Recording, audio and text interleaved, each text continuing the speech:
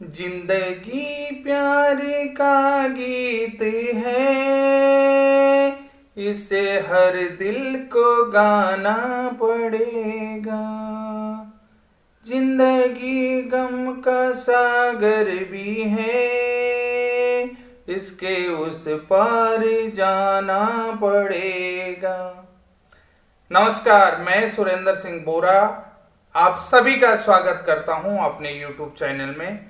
साथियों, आज बीएड को लेकर के एक बड़ी खुशखबरी आपने देख ली होगी और ये खुशखबरी कहां से आई है इसके बारे में भी बातचीत करेंगे। और बीएड क्या प्राइमरी शिक्षक के रूप में चयन हो पाएगा, क्या बीएड को क्लास 1 to 5th कंसिडर किया जाएगा, ये महत्वपूर्ण जानकारी और महत्वपूर्ण खुशखबरी आप के लिए लाया हूं।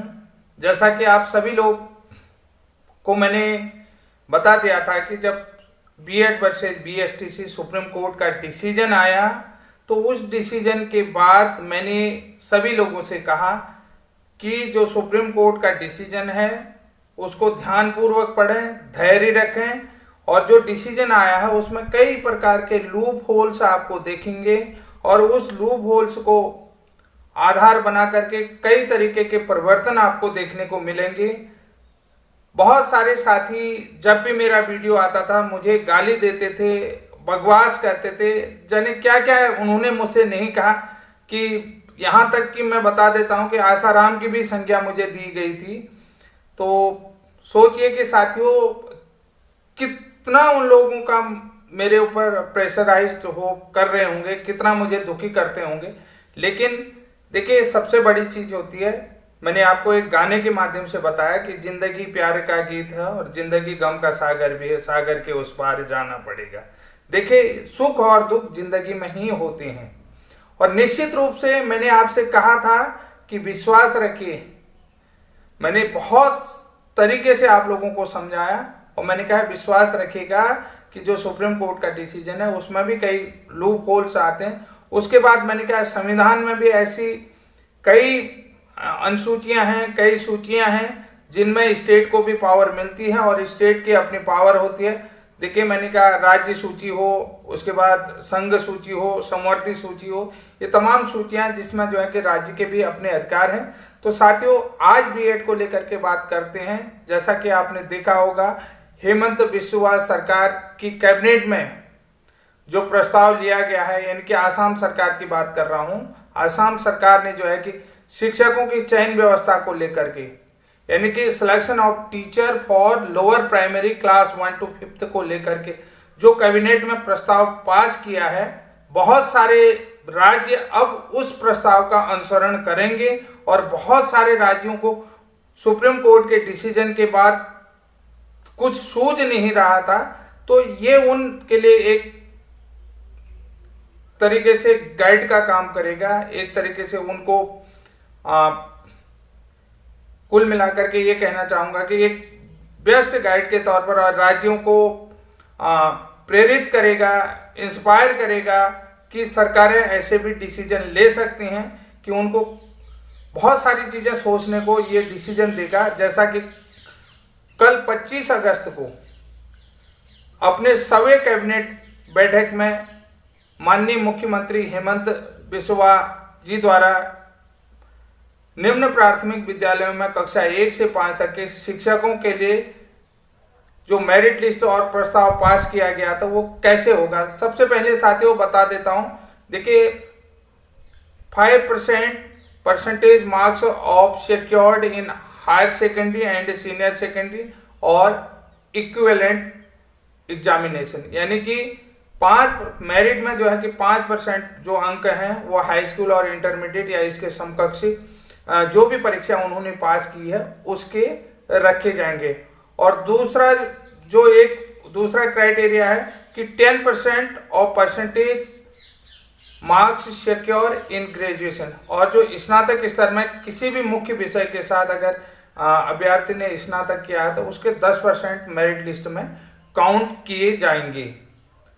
साथियों, इसके अलावा देखिए डिप्लोमा इन एलिमेंट्री और बैचलर ऑफ एजुकेशन, इसके अलावा बैचलर ऑफ एलिमेंट्री एजुकेशन में जो भी डिप्लोमा होगा उसके भी 5% अंक को मेरिट लिस्ट में शामिल किया जाएगा। ये महत्वपूर्ण प्रस्ताव जो है कि कल कैबिनेट में और इसके अलावा देखिए टीईटी में प्राप्त अंकों का 80% यानी कि 80% अंक भी जो है कि उसमें जो है टीईटी के प्राप्त अंकों का 80% मार्क्स जो है कि मेरिट लिस्ट में काउंट किया जाएगा। और इसके अलावा प्राथमिक के लिए सीटीईटी भी शामिल किया जाएगा। उम्मीदवारों का चयन रिक्तियों के आधार पर बराबर होगा, यानी कि जो भी जिस तरीके से जो क्वालिफिकेशन को लिया जाएगा और रिक्तियों के आधार पर उम्मीदवारों का चयन बराबर होगा।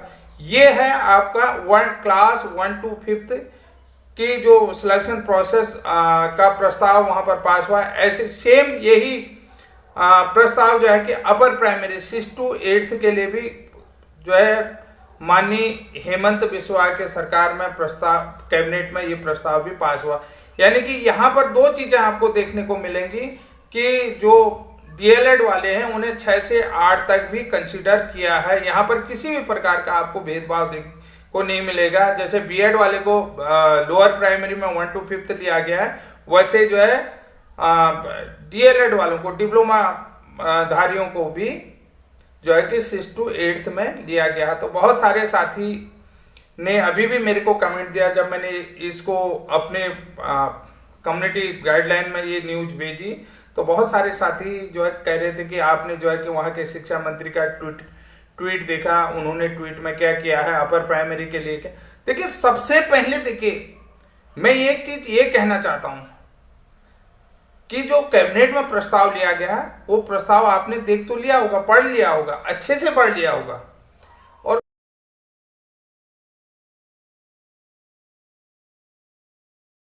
आप लोग क्या मतलब क्यों तिल मिलाते हैं मुझे नहीं पता।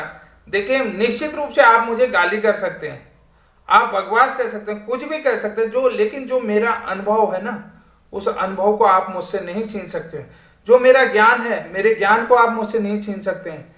जिस आधार पर मैं बातें बनाता हूँ, तर्क को रखता हूँ, उस तर्क को आप नहीं छीन सकते, मेरे यानी कि उस तर्क शक्ति को आप मुझसे नहीं छीन सकते। निश्चित रूप से आप गाली दे सकते हैं, लेकिन हमने कभी भी किसी डिप्लोमा होल्डर्स का विरोध नहीं किया, किसी डिग्री होल्डर्स का विरोध नहीं किया। हम कहते हैं हम जहां पर सुप्रीम कोर्ट के डिसीजन को आने के लेकर के बात थी तो हम यही चाहते थे कि बीएड भी कंसीडर हो और डीएलएड भी कंसीडर हो, कोई हारे नहीं, यानी कि बराबर का उनको अधिकार दिया जाए, उनको राइट दिया जाए।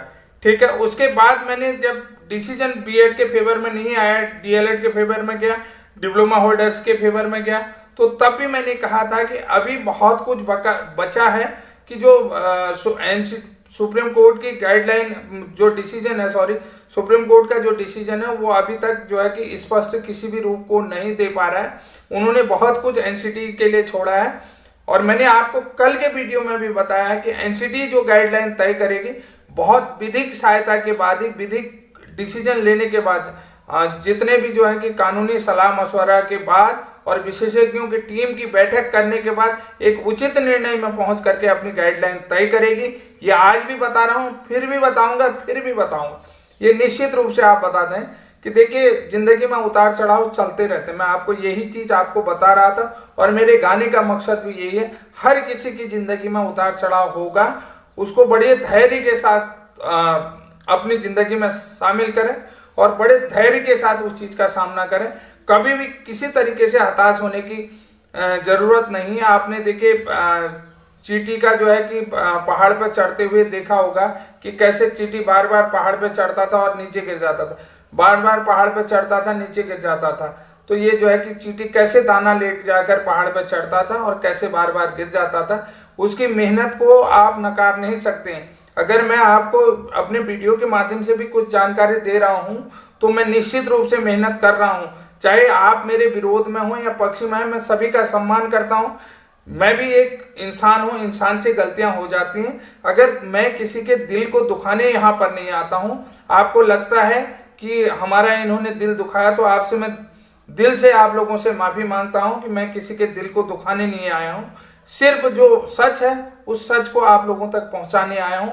आप लोगों तक सच की ही बात करूंगा और सत्य की ही बात करूंगा, क्योंकि कबीरदास ने भी कहा था कि सांझ बराबर तप नहीं, झूठ बराबर पाप, जाके हृदय सांच है, ताके हृदय आप।